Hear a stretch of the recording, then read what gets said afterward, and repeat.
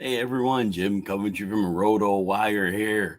Going into week 14, the must start players of the week. These are players that are trending positively. Some of them you're obviously starting in fantasy football. Some of these will be helpful for DFS. Nonetheless, these are we always run the 3 week trends. I always watch the full season trends, but really like those 3 week trends because I think we learn a lot from recent usage. So here are some players we'll talk about today. Let's start with DeAndre Swift. Look, I had plenty of lineup questions last week and asking literally him or Jamal Williams. And Swift was playing just 30% of the snaps week 10, week 11, week 12. He was not seeing enough work, whereas Jamal Williams was seeing 45, 50% of the work, goal line work. He was a more stable option than Swift. He had reasonable upside. And so the decision was Jamal Williams. Now, he did score a touchdown last week. Jamal Williams did, and he had 35 yards, not great. But the bigger uncovered story is DeAndre Swift broke that slump of long, low snap counts. He played 51% of the snaps. So his touches in the prior 2 weeks, Swift had 8 and 9. He had 18 touches in this game. So right now, we don't know for sure that Coach Campbell is going to continue this usage, but we have to say recently this is what he's done. We have to assume going forward that Swift is going to see an elevated touch count. Now they're playing Minnesota this week. Minnesota is an excellent run defense, second best in the league per Pro Football Focus. And I do believe, though, Swift being a receiver, Swift having big play ability, I believe there is great opportunity for fantasy production. You know how it is with Swift. Swift's an elite playmaker. He can break that 70-yard run at any time against any defense. Give him snaps, give him opportunity. The production will eventually follow. So right now, go if your season's still intact. Hopefully it is. And if you have Swift, I am going to be giving the thumbs up to start him right now because we're going to bank on this trend. As always, fantasy managers, you go with your gut. If you feel it was a 1 week anomaly, then you trust that gut. I'm going to just say this is what I'm going to go with myself. Dameon Pierce also had a disturbing 2 week trend where he had a total of 12 touches and 33 yards under use, under production. And we know they've had bad game script on and off all year. So there really was like a no precedent for that. And then he played Cleveland. And when people asked me about him for fantasy matches, my line was the 2 week trend was disturbing, but he has a very good matchup. And so that was one that fantasy managers had to decide on because the matchup was good. And he well outdid his 2 week touch total of 12 by seeing 18 carries and 3 targets. So 21 back to workhorse role. And those 33 yards he had in the prior 2 weeks combined, he goes at 95 scrimmage yards against Cleveland. So he took advantage of the easy matchup. Now they're playing Dallas this week. I believe Dallas is 16.5-point favorites right now. But look, I know Dallas came in. They looked a little flat against Indy. They probably didn't get up for the Colts. I can't see them getting up for Houston. And now Houston's going to be interesting here this week because I really believe that was Houston's Super Bowl last week. I think they wanted to stick it to Watson. And they would have beaten them if the defense or for the Browns didn't win that game for them. The offense was not winning that game. So it's interesting because I think the Texans, who are a bad team, could come out flat from that big performance. But the Cowboys, it is going to be so mentally difficult to not look past the Texans. And we've seen it before. The Texans hang close enough to the really good teams. But this is one of those games. It's going to be like the psychological thing of Orador, it's up. So that it's the psychological battle, and that's going to make this hard to predict. I will say that this is a favorable matchup for Dameon Pierce. The Texans should have Dallas take them lightly. That should allow them to stay in the game a little closer than we think they should. Dallas, you can run on them. Dallas is not aggressively going in to stop the run. Dallas is about getting the sacks, getting the picks. And so I do think Pierce is a solid fantasy play, certainly not an elite option. But again, he gets the ball in the red zone twice near the goal line, that could be a big day. So again, a lot of psychological things going on here, but I think Dameon Pierce, you're going to count on him as an RB2 this week. And, the receptions have been there. He's been getting targets. So if they do trail, we saw it with Matt Ryan last week, dump the ball off in the short game and you could kind of make things work. So again, yeah, Dameon Pierce RB2 this week, back in our good graces, right? James Conner, look, this is a no-brainer, right? But, hey, they had a bye last week. A lot of people may have forgotten, but Conner was over 90% of the snaps in 2 of his last 3 games. I think he had a 77% in that other game, averaging over 20 touches in those 3 games, scored 4 touchdowns. They're playing the Patriots.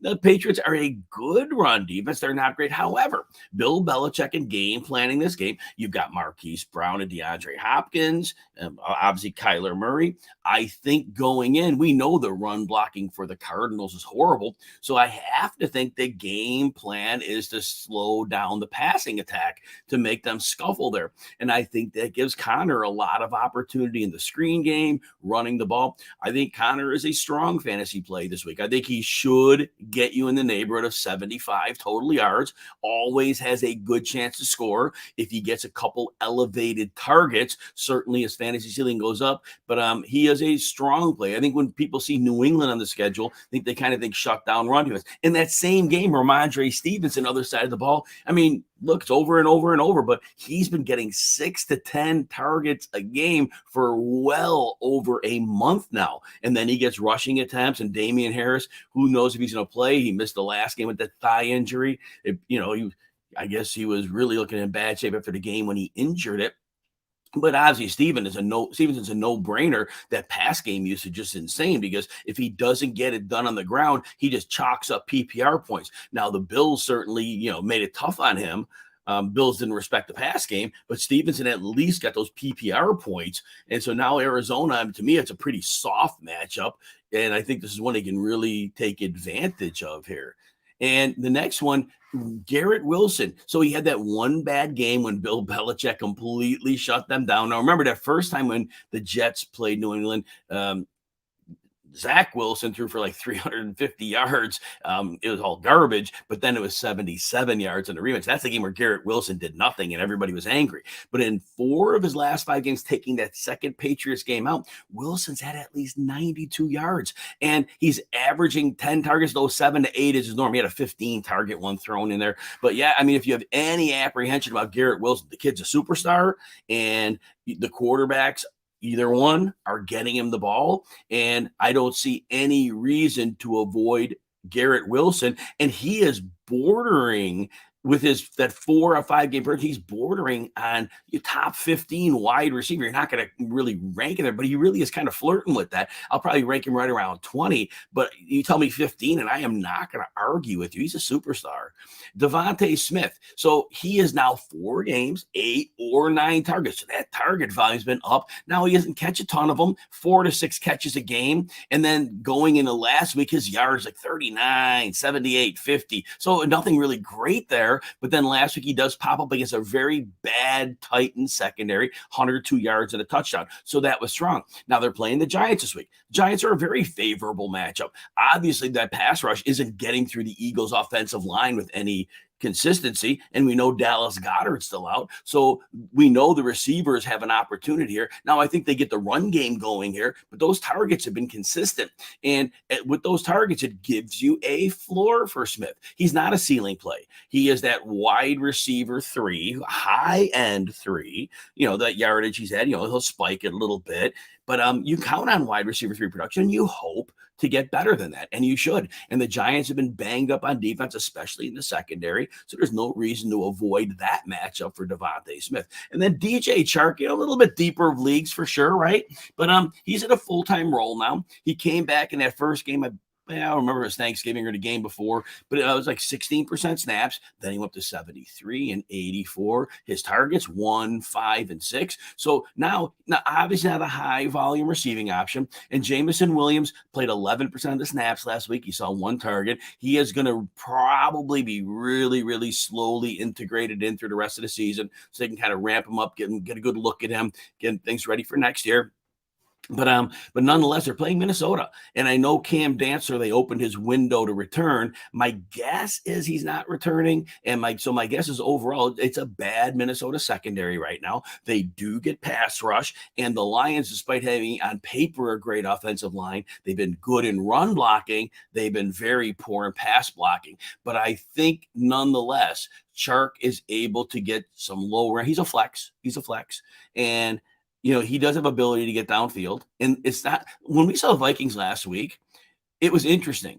The pressure rate was really good in obvious passing situations, but it wasn't good when teams were throwing on early downs. And I can't tell you the Lions are going to be forward thinking enough to throw on those downs, but I think there's opportunity for Chark again to cash in on your flex level value in 12-team leagues this week. And, he does have an ability to score. He was using the red zone in his first game on his limited targets. So I think you look at him. Darius Slayton is next. Look, it's like every game he catches one deep ball and it cashes him every week. He has 58 or more yards in 6 straight. I believe he's hit that number in 7 of his last 9 as well. So, it is a sample size now, but it's really predicated on that one long catch a week. But like I said, defenses the last 4 weeks are saying we've got to stop Saquon Barkley. So teams are going and saying, Daniel Jones ain't going to beat us. They could give up that one big play to Slayton. Defenses don't care about that. That is not going to break a defense because he's really all they have. And so I know the corners like Darius Slayton against Darius Slay. We got that matchup, right? Or James Bradbury. Obviously a terrible matchup for Slayton either way, but we've seen him in bad matchups catch that one deep pass a game. So that's what you're banking on. If he doesn't get the long catch, you're stuck. But it's been enough.